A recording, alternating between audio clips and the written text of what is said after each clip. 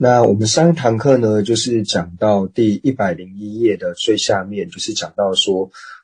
应成派呢，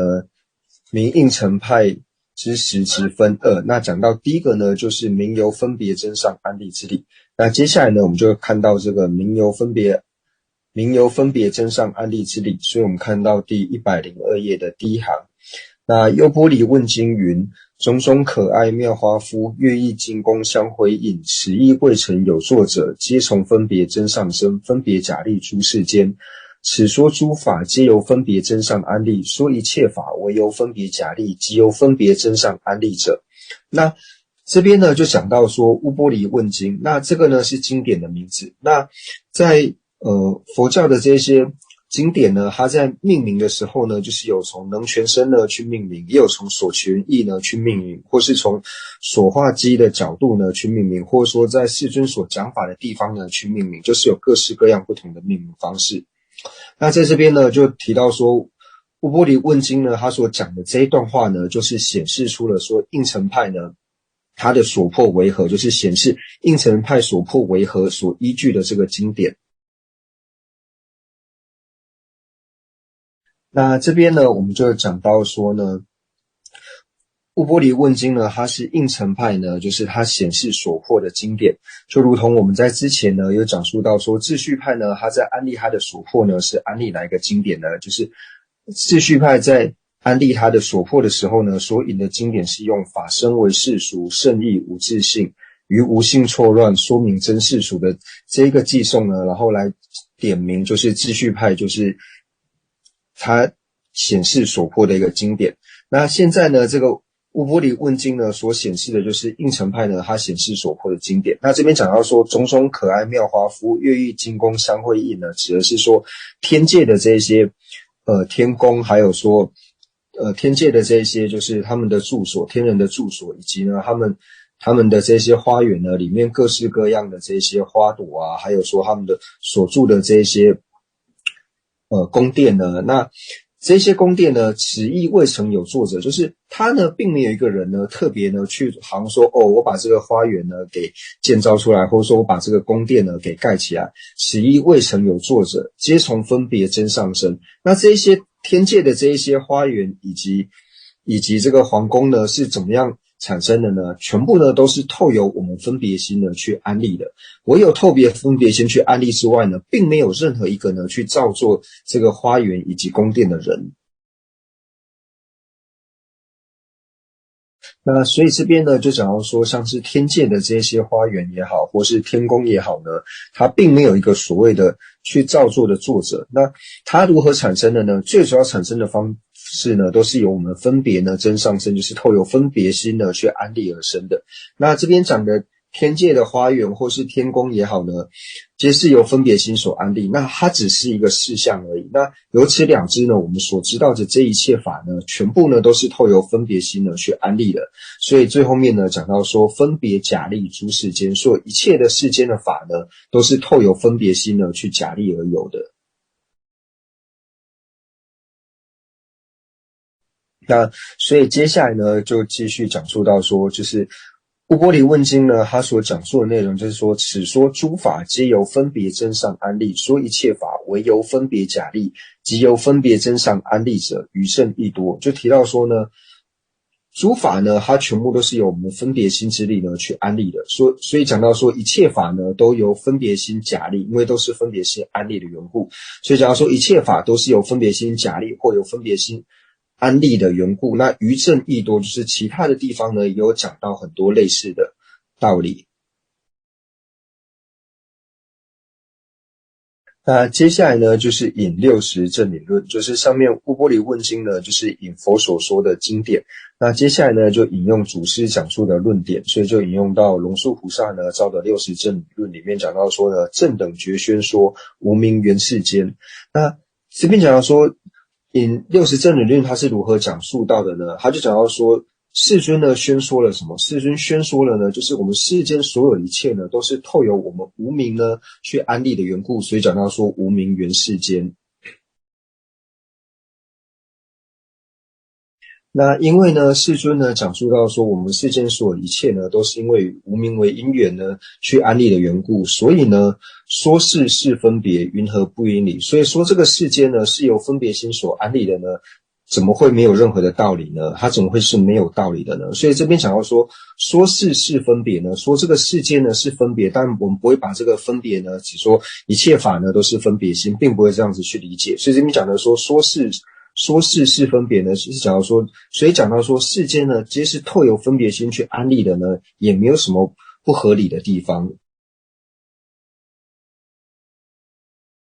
那接下来呢，就讲到说，那世论事实意味，就提到说60正理论呢，它的世论呢，就解释到说，就是一切世间呢，非自性有，唯有分别之所假立。就讲到说，他在解释的时候呢，就提到说，世间所有的一切法呢，它都不是自性而有的，它都不是自性成立的。那它是如何成立的呢？唯由分别之所假立，都是透由分别心呢去安立、去假立的。那唯由分别假立呢，我们讲到说这边是应成派，所以呢，应成派它的唯字呢所遮止的呢，就是自相成立这一点。那在引完龙树菩萨经典之后呢，那接下来呢又引论呢就是百论。那这个百论指的呢就是四百论，就是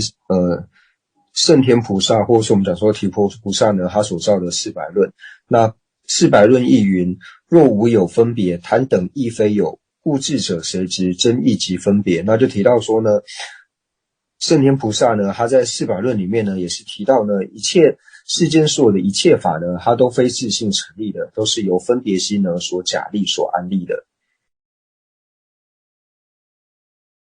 那所以呢，在四百论里面呢，就讲述到说，就是若无有分别，贪等亦非有。就提到说，如果呢分别心是不存在的话呢，那世间所有的呢，就我们讲到说贪嗔等等呢，那它也是不存在的。为什么？因为贪等烦恼呢，它全部呢都是由分别去假立的。那如同呢贪等呢是由分别去假立一般，世间所有一切法呢，它也是透由分别心去假立的。所以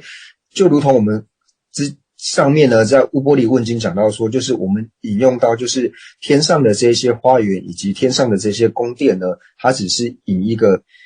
喻，但是从这个譬喻来表示说呢，所有一切法呢都是由分别假立的，所以这边也是一样，它以贪等呢来做一个说明，所以就以贪等呢，如果说分别心呢是不存在的话呢，那贪等所有一切的世间法呢也都应该不存在。那接下来呢，就讲到说，就是世间所有一切的法呢，都是透由分别心去安立的。如果分别心不存在的话呢，那贪等一切法呢，我们也都没有办法去安立。所以讲到说，贪等亦非有。然后接下来呢，就提到说，故智者谁知？真义即分别。那既然是这个样子，如果说没有办法安立分别心的话呢，一切法都无法安立的话，那真义呢？这边的真义指的呢，就是提到说，就是空性的所破，也就是自相成立，或者说呢地识成立等等呢，那这些，所以这边讲到说真义，那即分别的分别呢，指的就是说执持这一些自相成立以及地识成立的这个实质呢，或者说我们讲的所执持的这个实质，或者说我执呢，那空性的所破的自相成立以及我执等等呢，那谁会去执持这些东西呢？故智者谁知？真义即分别。那接下来呢，我们就看到四百论的释论，讲到说，释论云：有分别，方有彼贪等；若无分别，彼等亦无。就提到说呢，因为呢，唯有了分别心之后呢，我们才能够在分别心之上呢，去安立贪等诸法。如果分别呢是不存在的话呢，那分别心所安立的一切法呢，也当是不存在的，彼等亦无。所以这边讲说，诸法呢，它如果要存在的话呢，就是要有一个能够去入它，或是能够执持它的分别支。如果这个分别支不存在的话呢，那它所安立的这一切法呢，也都没有办法存在。所以然后说，有分别，方有彼贪等；若无分别，彼等亦无。那所以呢，这边就讲到说呢，因为呢有分别去安立的缘故呢，所以我们才能够安立贪等一切的诸法。那如果没有分别去安立的话呢，那世间等一切的诸法呢，我们也无法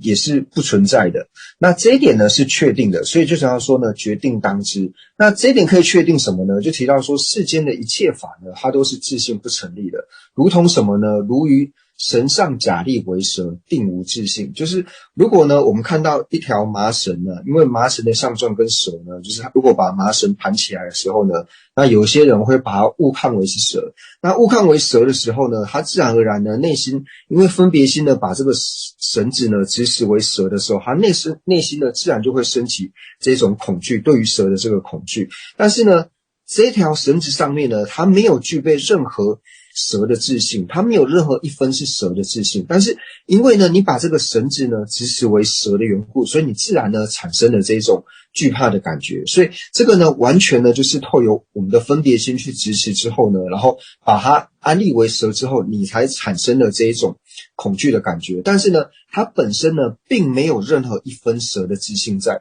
所以呢，就如同说，从这一点呢，我们可以了解到世间的诸法都是由分别心去安立的。就如同呢，在我们绳上呢，假立为蛇呢，它没有任何的自性，它没有这个绳子之上呢，它没有任何一点蛇的自性存在。